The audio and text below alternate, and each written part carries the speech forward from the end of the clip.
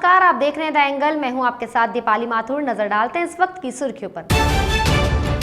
प्रधानमंत्री नरेंद्र मोदी ने doctors day पर चिकित्सकों को किया संबोधित। कहा, स्वास्थ्य बजट को इस साल किया दुगना।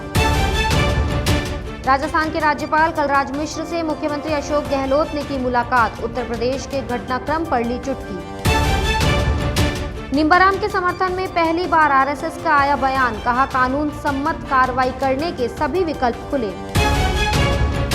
राजस्थान भाजपा प्रदेश प्रवक्ता रामलाल ने डोटासरा पर साधा निशाना। पीसीसी चीफ को अपना घर संभालने की दी नसीहत। प्रधानमंत्री नरेंद्र मोदी ने डॉक्टर्स डे के मौके पर देश के चिकित्सकों को संबोधित किया।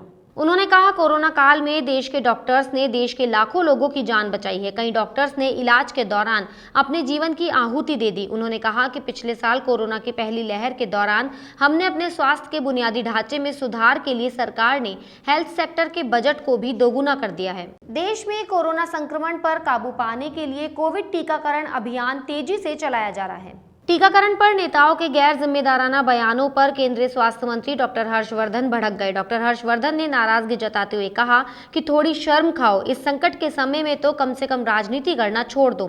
स्वास्थ्य मंत्री डॉक्टर हर्षवर्धन सिलसिलेवार कई ट्वीट कर वैक्सीनेशन से जुड़े तथ्य शेयर किए। सुप्रीम कोर्ट ने पश्चिम बंगाल में चुनाव के बाद हुई हिंसा के मामले पर सुनवाई की। बंगाल में चुनाव के बाद हुई हिंसा के कारणों की जांच मांगने वाली याचिका पर सुप्रीम कोर्ट ने केंद्र सरकार, पश्चिम बंगाल की ममता सरकार और चुनाव आयोग को नोटिस जारी किया है। याचिका में मांग की गई है कि हिंसा के कारणों की जांच कर दोषियों की पहचान की जाए और उन्हें दंडित किया जाए। पश्चिम बंगाल में चुनाव के बाद हुई हिंसा के कारणों की जांच मांगने वाली याचिका पर सुप्रीम कोर्ट ने केंद्र, पश्चिम बंगाल सरकार और चुनाव आयोग को नोटिस जारी किया है। याचिका में मांग है कि हिंसा के कारणों की जांच कर दोषियों की पहचान की जाए और उन्हें दंडित किया जाए। सेना प्रमुख मनोज मुकुंद नरवणे ने कहा कि ड्रोन की आसान उपलब्धता ने सुरक्षा चुनौतियों की जटिलताओं को बढ़ा दिया है। साथ ही यह भी कहा गया कि भारतीय सेना इस तरह के खतरों से प्रभावी तरीके से निपटने के लिए क्षमता विकसित कर रही है। नरवणे ने कहा कि हम उस खतरे से निपटने के लिए क्षमताएं विकसित कर रहे हैं, चाहे ये खतरे देश प्रायोजित हो या खुद देशों ने पैदा किए हो। एक थिंक टैंक को संबोधित करते हुए सेना प्रमुख ने कहा कि सुरक्षा प्रतिष्ठान चुनौतियों से पूरी तरह अवगत है। इनसे निपटने के लिए कुछ कदम पहले ही उठाए जा चुके हैं। राजस्थान के राज्यपाल कलराज मिश्र के जन्मदिन के अवसर पर आज राजभवन में कार्यक्रम का आयोजन किया गया। इस अवसर पर लोकसभा स्पीकर ओम बिरला, मुख्यमंत्री अशोक गहलोत और विधानसभा स्पीकर सीपी जोशी मौजूद रहे और उन्होंने राज्यपाल के जीवन पर लिखित पुस्तक कलराज मिश्र निमित्त मात्र हूं मैं का लोकार्पण किया। इस मौके पर मुख्यमंत्री अशोक गहलोत ने कहा कि मुझे खुशी है कि राजस्थान को ऐसा राज्यपाल मिला जिसने अपनी सोच से, अपने विचारों से और वो संविधान की जो मूल भावना है उसको पठन करते हैं। उन्होंने अपने व्यवहार से राजस्थान वालों का दिल जीत लिया। मुख्यमंत्री ने कहा कि 70-75 साल बाद भी हम लोग संविधान को अंगीकार करके चल रहे हैं। आरएसएस ने जयपुर ग्रेटर नगर निगम में कमीशनखोरी से जुड़े एक कथित वीडियो में क्षेत्रीय प्रचारक निम्बाराम के खिलाफ लगाए गए आरोपों की निंदा की है। इस मामले पर पहली बार आरएसएस का बयान सामने आया है। राष्ट्रीय स्वयंसेवक संघ के क्षेत्र कार्यवाहक हनुमान सिंह राठौड़ ने इस बारे में एक बयान जारी किया है। इसमें कहा गया है कि किसी व्यक्ति के साथ निम्बाराम की सामान्य शिष्टाचार भेंट को राष्ट्रीय स्वयंसेवक संघ में उनकी भूमिका से जोड़ना निंदनीय है। बयान के अनुसार उन्हें जोड़कर राजनीतिक कारणों से उसके अन्य अर्थ लगाए जा रहे हैं। ये तथ्यों से विपरीत है और सिर्फ सनसनी फैलाने के लिए जारी किए गए। इसमें कहा गया है कि निहित स्वार्थी तत्वों ने तथ्यों को तोड़ मरोड़ कर प्रस्तुत करने का प्रयत्न किया है, जबकि इस मामले में किसी प्रकार की राशि का कोई आदान प्रदान नहीं हुआ है। इसके संबंध में हमारा निवेदन है कि बीवीजी इंडिया लिमिटेड कंपनी के प्रतिनिधि श्री निम्बाराम जी के पास प्रताप गौरव केंद्र उदयपुर में अपने CSR फंड द्वारा सहयोग करने का प्रस्ताव लेकर आए थे। श्री निम्बाराम जी ने उनसे आग्रह किया था कि वे इस केंद्र का स्वयं दौरा करें और वहां की आवश्यकताओं को समझकर यदि उचित लगे तो इसमें सहयोग देने का तय करें। प्रताप गौरव केंद्र एक राष्ट्रीय तीर्थ है। इसका महत्व इसे देखने पर ही ध्यान में आता है कि देश का गौरव बढ़ाने के लिए कितनी बड़ी परियोजना पर समाज बंधुओं के सहयोग से काम कर रहे हैं। आप पत्रकारों व मीडिया कर्मियों से भी आग्रह है कि स्वयं जाकर इस केंद्र का अवलोकन करें।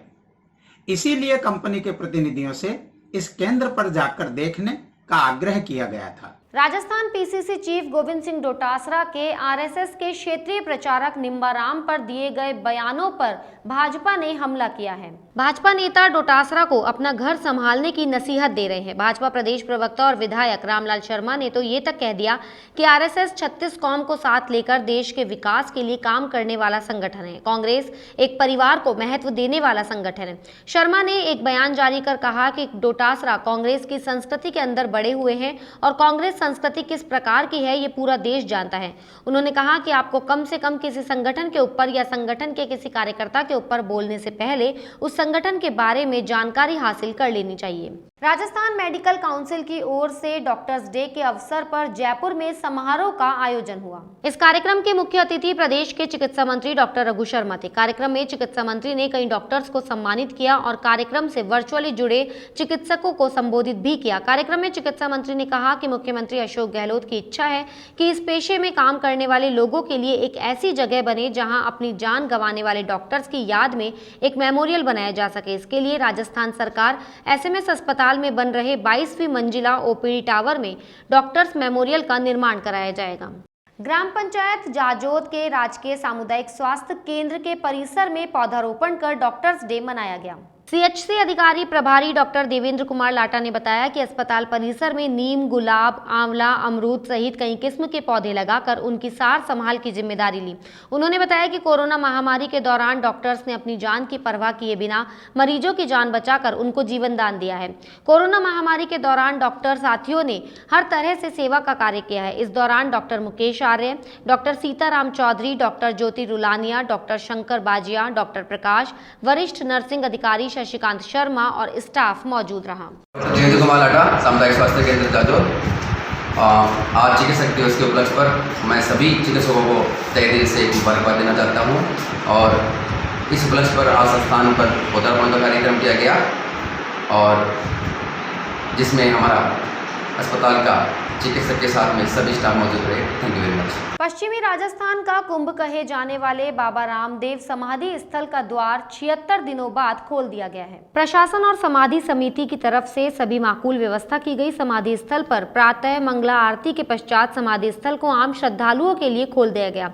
कोरोना गाइडलाइन की पालना करते हुए अलग अलग स्थानों से आने वाले श्रद्धालुओं को लाइन से बाबा रामदेव की समाधि के दर्शन कराए गए। समाधि स्थल खुलने से लेकर श्रद्धालुओं और भक्तों में जोश व उत्साह देखने को मिला। कोई दंडवत करते हुए तो कोई पेट के बल लुढ़कते हुए बाबा की समाधि के दर्शन करने के लिए समाधि स्थल तक पहुंचा। मंदिर के दर्शन में होता था, हमारे दिल जलता था। आज बाबा का दर्शन में धन्यता हो गई हमारे और दर्शन चालू रखने की कृपा करा।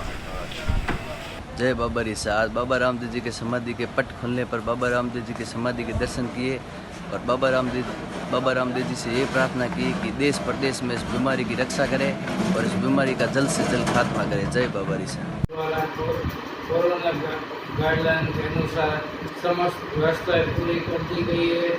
जिला कलेक्टर के आदेश के अनुसार मंदिर जल्दी खोल दिया जाएगा। इस बुलेटिन में फिलहाल इतना ही। अगर आपको हमारा वीडियो पसंद आया हो तो हमारे चैनल को लाइक, शेयर और सब्सक्राइब जरूर करें।